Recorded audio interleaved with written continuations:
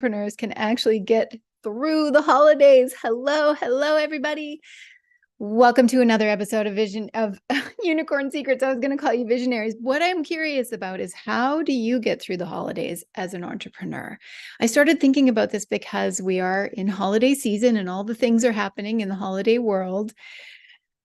Parties, gatherings, all the things. Do you ever find yourself feeling awkward at parties and gatherings? Do you ever find yourself not quite sure of what to say to people, friends, family, whoever it is? Do you ever find yourself just feeling like a little bit like, what? I'm on the outside. I wanted to talk about this because I was thinking about it because holidays are coming. So welcome to another episode of Unicorn Secrets, where women entrepreneurs are getting the tools to thrive in their business and also the spiritual insights to make sure that they are aligned with their best, most powerful path. So this episode is all about navigating the holidays as a visionary entrepreneur, because if you're an entrepreneur, you might be a little bit weird. You might be a little bit different than the people in your circles, your family, your friends, your extended family. You might be a little bit different than the people that you normally hang out with. So if you are a little bit different than the people you normally hang out with, maybe not normally. I hang out with a lot of entrepreneurs. Like when I have gatherings, most of the people are entrepreneurs. But when it comes to the holidays, it's like, oh, we're going home for the holidays, or we're going whatever. You're going to hang around people that you might not normally hang around. So I wanted to give you some tips, 5 tips.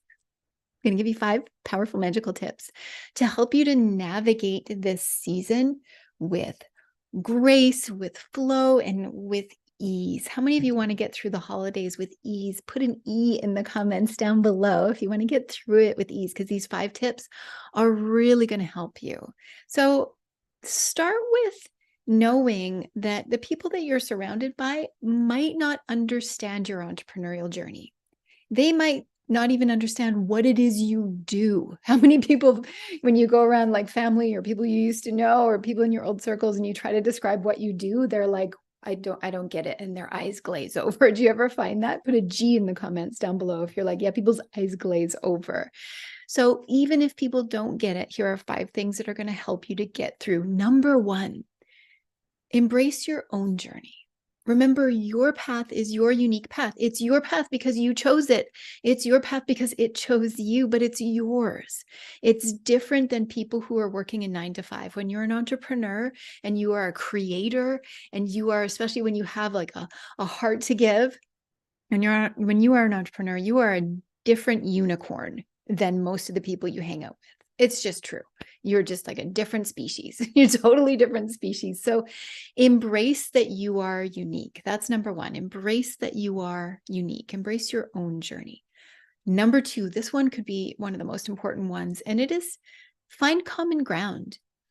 You're a leader in your business, so be a leader when it comes to connecting with people. Find the common ground that is there to be found. Like, connect with your family and friends on topics beyond what you do. You know, as an entrepreneur, sometimes you're like thinking like, "Ooh, where's my next client come? And how can I convince people or sell people on this thing?" Just put that down and find common ground. In the book, How to Win Friends and Influence People, one of the greatest entrepreneurial books of all time, a great book.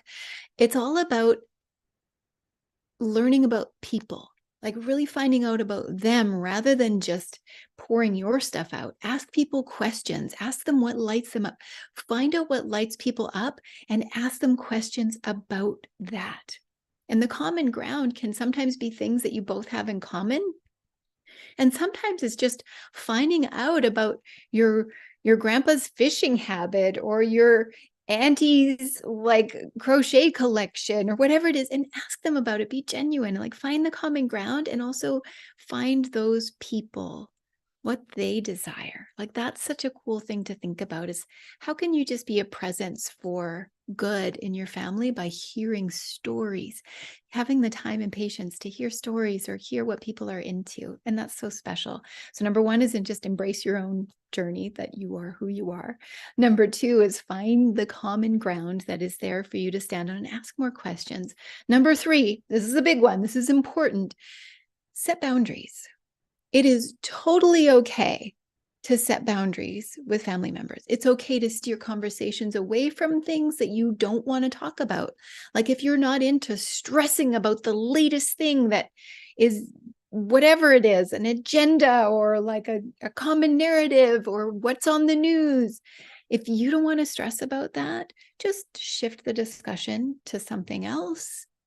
Maybe leave the room for a bit, refresh yourself, go outside, like set your own boundaries.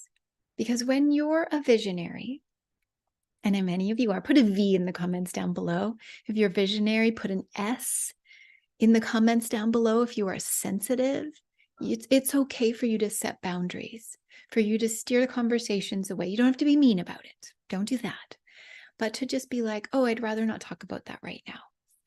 Or if somebody asks you a question you don't want to answer, just be like, I'd rather not answer that right now. Can I ask why you're asking? Or just even drop it. I don't want to answer that right now. I don't want to talk about that right now. It is totally okay to set boundaries. Put a big B, B, B, B, B in the comments down below if you know that boundary setting is going to help you. All right. Next one, number 4, you can share what you're passionate about. You can share like that book you've been working on or that new training that you have or the clients that have been making you really stoked, but share it wisely, meaning you do not have to convert people over to your cause. You do not have to convince people to get on your thing. It's about sharing joy, not selling your family on what you do, not seeking their approval, because the days of you needing their approval are gone. Just move on and be who you are. So share your passion, but share it wisely. If it's going to fall on deaf ears, if it's going to fall on hearts that are closed to it, maybe don't. And the truth is, you can go back to number 2, which is just like ask people stuff about them and be set. You're good to go. Okay, that's number 4. And so number 1 is embrace your own personal journey. Number 2 is find the common ground, ask people more questions. Number 3, set good boundaries. Number 4, share your passion wisely. And number 5, and I love this one, practice gratitude. Practice gratitude. Take a moment to appreciate the love and the support around you, even if it's coming from different sources, or if it's in different ways, or it's different than other people around you. Just practice gratitude. Just like take a breath and look around and be like, oh, wow. Like I'm here. I'm able to have dinner with these people. I'm able to be supported or surrounded by like a home and a shelter. Not many people have that. Or I just am so grateful that I have these people in my life. Whatever it is, like practice gratitude for the moment. Practice gratitude and be in the moment of that gratitude.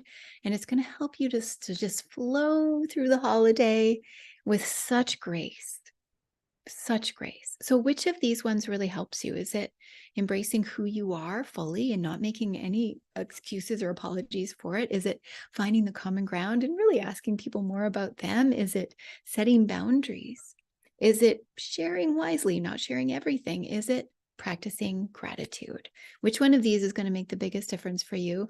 Put it in the comments down below. And remember, as an entrepreneur, as a visionary, as a leader, you are, I got a couple cameras going. You are incredible. You are powerful. And your unique journey is meant to be the way that it is. And you don't have to make excuses or anything for being who you are. So tune into your own heart. Take really good care of yourself over the holiday, especially as an entrepreneur. Make sure that you are just pouring from your own heart, and take good care of yourself so that when you're around a lot of people, and if you're normally kind of sensitive or normally a little bit shy or introverted, that you can be with people and then take care of yourself. Be with people and then take care of yourself. So I hope that this helps you. I hope that you go into the holiday season, whatever you're doing. Are you doing it by yourself, or you're going to be with family? Let me know. Put it in the comments.